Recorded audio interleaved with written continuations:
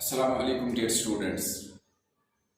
आज हम एक्सरसाइज 9.1 का क्वेश्चन नंबर 2 पढ़ने जा रहे हैं, जिसमें हमें कहते हैं कि a tree breaks due to storm and the broken part bends so that the top of the tree touches the ground, making an angle 30 degree with it। तूफान की वजह से क्या हो जाता है कि एक पेड़ टूट जाता है और उसका जो टॉप होता है वो जमीन को टच करता है, और जिस जगह वो जमीन को टच करता है वहां पर वो 30 डिग्री का एंगल बनाता है। The distance between the foot of the tree, और जो उसमें डिस्टेंस है उस ट्री के फुट से लेकर टॉप, यहां पर ये जो टॉप होता है ट्री का टॉप टच करता है वहां तक 8 मीटर। तो हमें इसकी हाइट दिखाने की, इस पूरी ट्री की हाइट क्या थी। देखिए, अगर हम ऐसा करेंगे, डायग्राम के जरिए से मैं दिखाता हूं।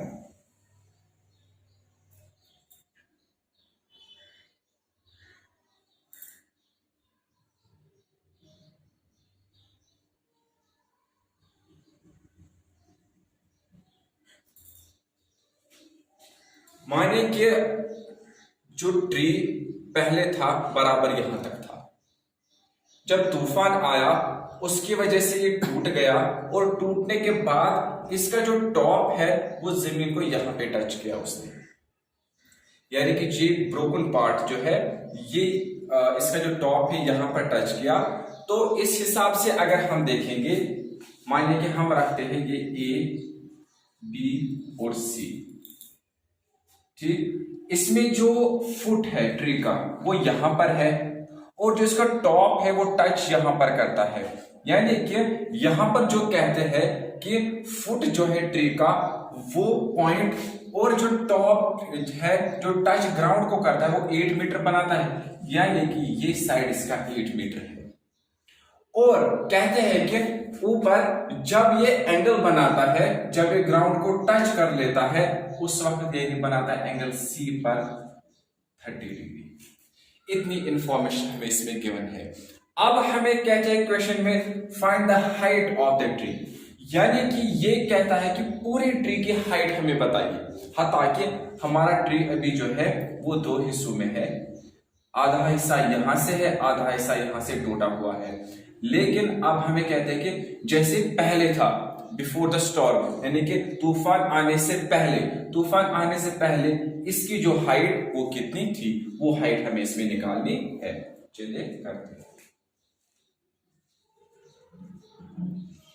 सबसे पहले अगर हम देखेंगे, हम क्या कर लेंगे, हम इसमें AC जो है यानी कि ये इतना, ये ब्रोकन पार्ट मानेंगे, क्योंकि पहले मैंने कहा यही हिस्सा यहां से गिरा हुआ है, यानी कि ये ब्रोकन पार्ट है, वो टूटा हुआ हिस्सा जो स्टॉर्म की वजह से टूट गया इस पेड़ को। लेट AC, चलिए हम जो AC है हम इसी को लेते हैं, be the broken part of the tree, be the broken part of the tree. मानिए कि इस ट्री का टूटा हुआ हिस्सा है, और जहां पर ये टच करता है अब टूटने के बाद, वहां पे एक एंगल बनाता है, angle C is equal to 30 degree. और उसके अलावा हमारा BC जो है, अगर हम देखेंगे जो BC है वो 8 मीटर के बराबर है, जो हमें क्वेश्चन में ये कहा गया है, जो मैंने अभी समझाया किस तरीके से, यही साइड 8 मीटर के बराबर है। टू फाइंड, अगर हम देखेंगे हमें इसमें क्या निकालना है, height of the tree. Height of the tree जो है वो हमें इसमें फाइंड आउट करनी है। तो उससे पहले हम देखेंगे ये हाइट निकालने के लिए हमारा AB और AC, इन दो का सम अप जो है वो हाइट ऑफ द ट्री है, क्योंकि ये वो आधा हिस्सा है जो अभी खड़ा है, और ये वो आधा हिस्सा है जो टूटा हुआ है। इन दोनों का सम हमारे पूरी जो है पूरे ट्री का साइज जो हाइट है वो बताएगा। Total height of the tree is, total height of the tree is, जो टोटल हाइट इस ट्री की आप बनेगी, ठीक, sum of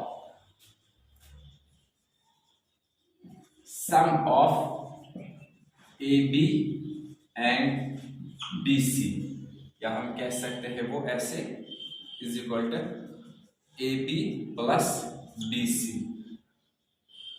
sorry B C नहीं ए सी है, ए बी और ए सी आएगा, ए बी और ए सी, ए बी और ए सी, इन दो का प्लस जो है वो सम अप करके हमारी पूरी ट्री की हाइट बता सकता है, ठीक। तो हमारे पास जो ट्रायंगल है, इन राइट ट्रायंगल एबीसी, अब हमारे पास एबीसी एक ट्रायंगल है, जैसे कि पहले यहां पर मैंने ड्रॉ किया। इसमें हम क्या कर लेंगे, इनमें अगर हम देखेंगे हमें यहां से जो है एडजेसेंट साइड दिया गया है, ठीक, एडजेसेंट साइड हमें दिया गया है। तो हम ऐसा कर लेंगे, हम देखेंगे कि जैसे कि साइन टैन कॉस वगैरह में सबसे पहले हमें किस में आ जाते हैं, ये दो साइड्स अगर हम इस्तेमाल कर सकते हैं। चलिए हम ऐसा कर लेते हैं, यूजिंग, हम कोसाइन एंड टेंजेंट का इस्तेमाल करेंगे, क्योंकि हमें दो दफा इस्तेमाल करना है, इसलिए क्योंकि सिर्फ हमारा एक साइड दिया गया है। अगर दो साइड होते तो आसानी से आपको पता है कि तीसरा हम कैसे निकाल पाते, लेकिन यहां पर सिर्फ एक साइड हमें दिया गया है, उसके लिए हम क्या कर लेंगे, using cosine and tangent angles, cosine and tangent angles, cosine और टेंजेंट एंगल्स का हम इस्तेमाल करेंगे। सबसे पहले अगर हम कोसाइन में कॉस का इस्तेमाल करेंगे, कॉस 30 डिग्री, क्योंकि एंगल 30 डिग्री यहां पर बनता है, वो बराबर है, इसमें एक साइड दिया गया है। अगर हम कॉस की बात करेंगे, वो इसमें हमारे बीसी और एसी के बराबर है, बीसी और एसी के बराबर है, एसी के बराबर है। और वहां से अगर हम देखेंगे टेबल में, ठीक, टेबल की ओर अगर हम नजर डालेंगे, हम जानते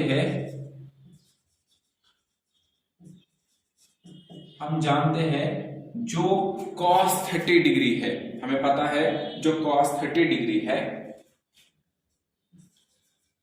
cos 30 डिग्री, वो वहां से जब हम टेबल की ओर देखते हैं, या ऑलरेडी हमें पता है, इससे पहले भी हम कर चुके हैं, वो √3/2 के, इसके बाद से हम यहां पे करते हैं। अगर हम देखें cos √3/2, यानी कि इन दो को हम लेंगे, cos के बदले में हम लिखेंगे √3/2 इज इक्वल टू ऐसे BC, BC हमारा 8 के बराबर है, AC हमें पता नहीं, AC ऐसे आएगा। उसके बाद क्या करेंगे, इस AC को हम यहां लाएंगे, इज इक्वल टू के यहां से, और 8 अपनी जगह है, ये √3/2 जो है ये रेसिप्रोकल हो जाएगा, क्योंकि ये यहां से मल्टीप्लिकेशन में है, ये डिवाइड में आ जाएगा, और जो ये डिवाइड में है ये मल्टीप्लिकेशन में आएगा, तो इस तरीके से 2/√3 आएगा। AC is equal to A2R हो जाएगा 16√3, ये हमारी पहली इक्वेशन यहां पर आएगी, ठीक। उसके बाद से ये पहली इक्वेशन जो हमें कॉस से आई थी, जो हमने कॉस का पहले इस्तेमाल किया, कोसाइन, अब tan का हम इस्तेमाल करेंगे, ठीक, tan का इस्तेमाल करेंगे।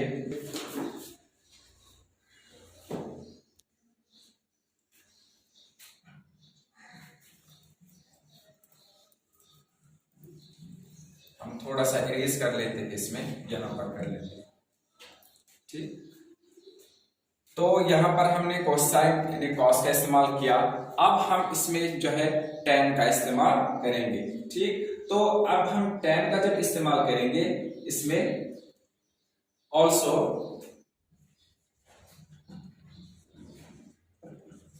tan 30 डिग्री, ठीक, वो बराबर है tan, जब हम tan 30 डिग्री का इस्तेमाल करेंगे वो बराबर आएगा इसमें ए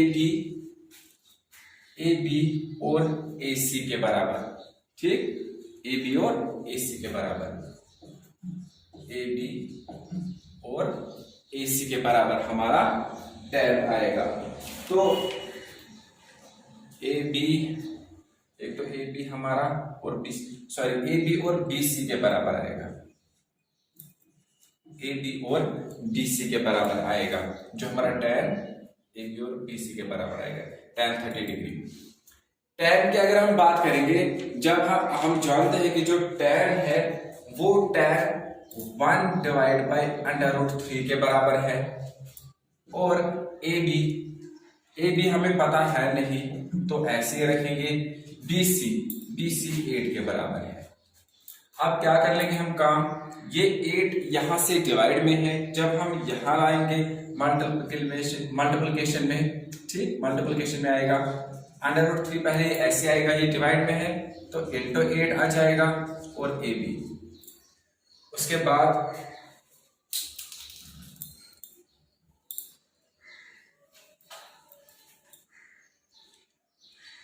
8 1 आर 8 हो जाएगा, √3 is equal to A B,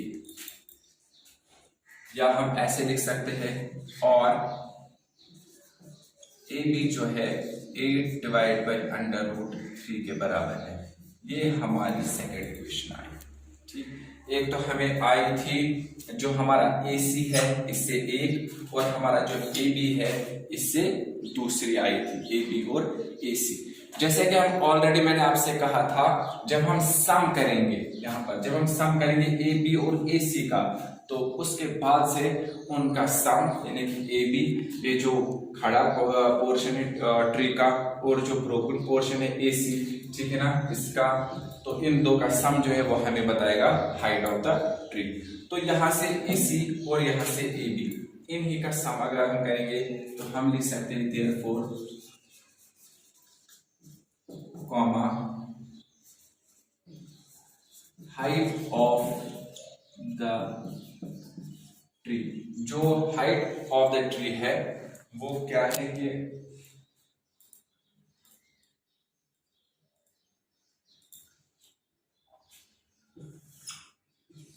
tree की जो हाइट है वो है किसके बराबर, height of the tree A B plus A C. A B की जिक्र करेंगे, ठीक है ना, वो है 8 divide by √3 plus A C की बात करेंगे 16 √3